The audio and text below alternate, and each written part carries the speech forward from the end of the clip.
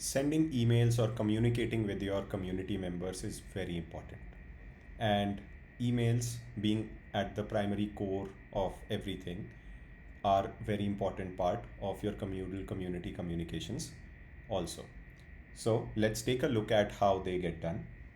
Well, you can click on one of the mail options on event dashboard as well, or you can go back to the Admiral community panel and select send emails. The first option is sending a general email to all the members. You can send any email to all the members who are following you, who have joined your community.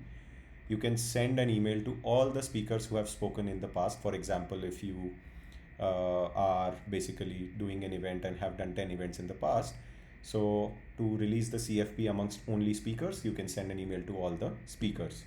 And event specific mails, well, you can select a particular event. Let us say I select one of the earlier ones, test pricing. I can select which form they would have filled. So for example, I select this form.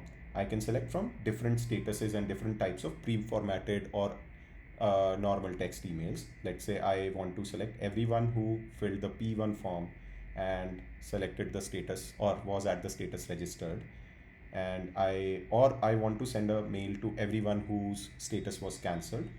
I can just choose a subject, see you next time, so that they don't show up uninvited at the event because we might have limited seats.